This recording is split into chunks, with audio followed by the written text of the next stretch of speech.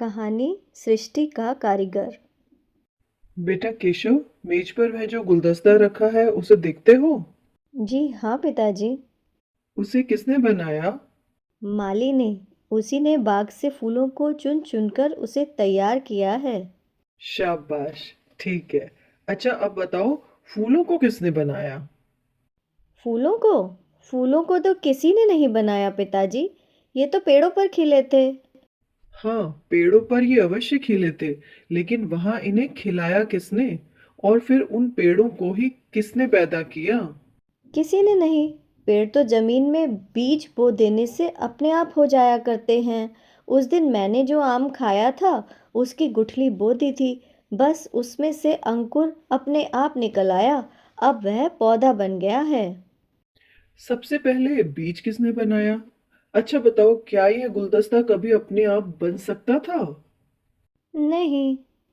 तब ये फूल, पेड़ और उसके बीज भी अपने आप कैसे हो सकते हैं?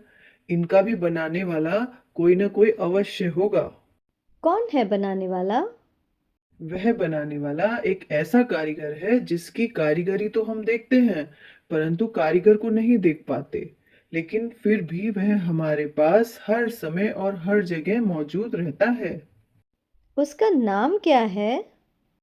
उसे हम भगवान, ईश्वर या परमात्मा कहते हैं। क्या वही ईश्वर जिसका भजन ध्रुव और प्रहलाद किया करते थे? हाँ, वही ईश्वर। वह बड़ा भारी कारीगर है। उसने केवल पेड़ों और फूलों को ही नहीं, उनके बीजों को, यहाँ तक कि दुनिया की हर चीज को पैदा किया है। ये रंग रंग के पक्षी और भांति भांति के पशु सब उसी ने बनाए हैं। रेंगने वाले कीड़े और उड़ने वाले पतंगे भी उसी के बनाए हुए हैं। उसी ने नदी की मछलियों को बनाया और समुद्र के जीवों को पैदा किया। तुमको, हमको और सब मनुष्यों को भी उसी ने बनाया। उसी ने सूर्य को बनाया, चंद्रमा को बनाया और आकाश के तारों को पैदा किया। उसी ने आग, हवा और पानी बनाए और उसी ने पृथ्वी तथा आकाश को भी जन्म दिया। कहाँ तक कहें, बस थोड़े में इतना समझ लो कि सृष्टि में जो कुछ तुम्हें दिखाई देता है और जो नहीं भी दिखाई देता, वह सब उसी का बनाया है। वही इस सृष्टि का एकमात्र कारीगर है। तब तो सचमुच वह बड़ा भारी कारीगर है। परंतु पिताजी, क्या हम उसे देख नहीं सकते? देख सकते हैं, पर इन मामूली आंखों से नहीं। उसे देखने के लिए हमें अपने भीतर मन में आंखें पैदा करनी होंगी। मन में आंखें कैसे पैदा की जाएंगी? ईश्वर की कृपा को प्राप्त करके, मन को निर्मल बनाकर और अपने आचरणों को शुद्ध रखकर। तो मुझे जैसा कहिए मैं करने को तैयार हूँ। ईश्वर की कृपा कैसे प्राप्त हो सकती है?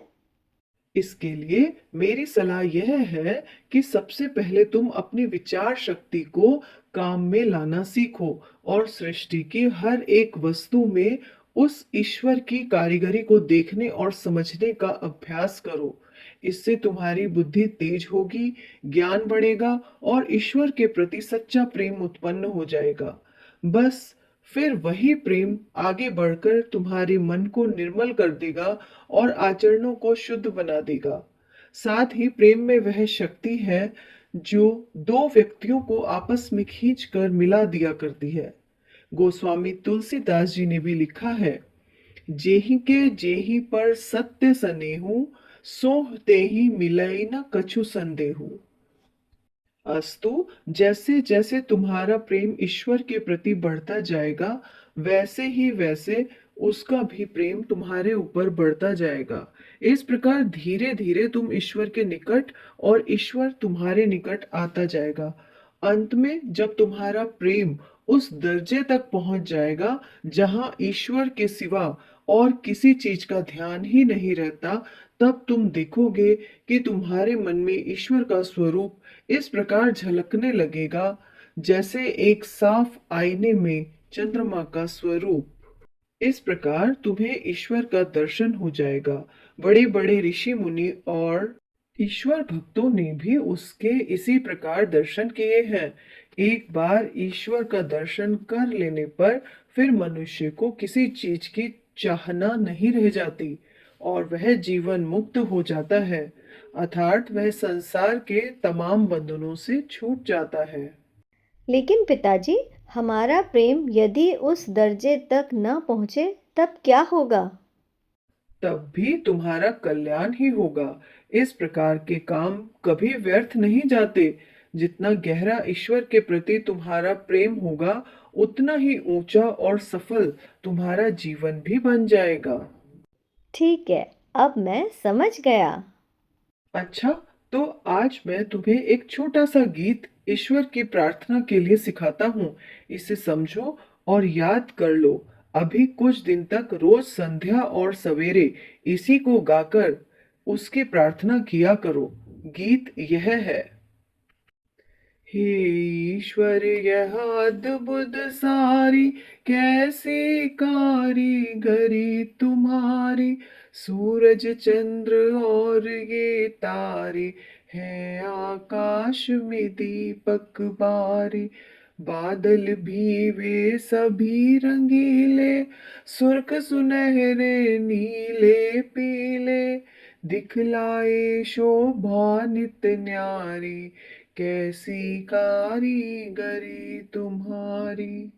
माली बीज बाग में बोता, उसमें पेड़ बड़ा सा होता। डाले फूल फूल फल लाती, जिनमें लाखों बीज जमाती। एक बीज का अचरज भारी, कैसी कारीगरी तुम्हारी। जो हम पदार्थ हैं खाते, स्वाद जीभ पर वे दिखलाते।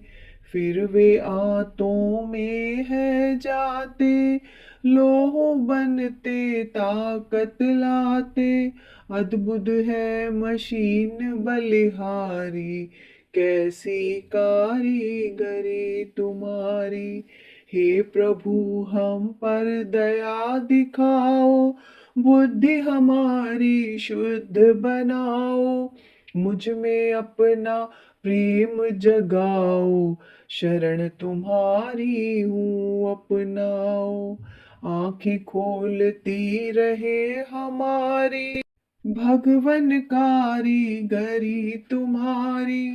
हे ईश्वर, यह अद्भुत सारी कैसी कारीगरी तुम्हारी।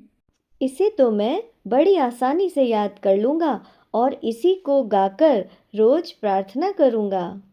और जिस तरह ईश्वर की कारीगरी के कुछ नमूने इसमें दिखाए गए हैं, उसी तरह दूसरी चीजों में भी उसकी कारीगरी के नमूने देखने आरंभ करो। हाँ हाँ, अवश्य करूँगा।